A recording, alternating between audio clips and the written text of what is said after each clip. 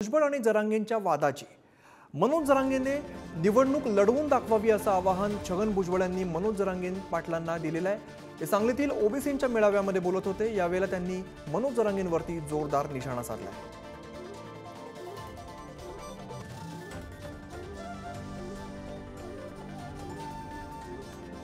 288 उमेदवार उभे कर। अरे 88 तर उभे कर, 288 कुठून करतो? आणि 288 मध्ये 8 तर निवडून ये ना, मैदानात ये, निवडणुका लढाव, हिम्मत असेल तर लढाव निवडणूक। चॅलेंज आहे माझं, 288 उमेदवार उभे करून दाखव। मगाशी चांगलं सांगितलं एकाने, म्हणजे त्याला हेही माहिती नाही या 288 मध्ये राखीव जागा आहेत,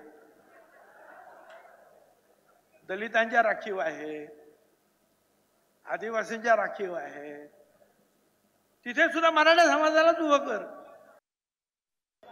माझ्या विरोधात यांनी षडयंत्र रचत सापळा रचलाय। मी गोरगरीब मराठ्यांचं काम करतोय, याला काम नाही करू द्यायचं म्हणून दरेकरच्या माध्यमातून यांनी सापळा रचला आणि मराठ्यांच्या संघटना आणि समन्वय फोडून पत्रकार परिषदा घ्यायला सुरुवात केली। एवढंच काय, त्या छगन भुजबळच्या माध्यमातून सुद्धा कट रचला गेला। त्याच्या माध्यमातून अनेक नेते एकत्र केले मराठ्यांना आरक्षण मिळवून देण्यासाठी आणि मराठा समाजाच्या मुलासमोर आणि समाजासमोर मोठं संकट उभा केलं।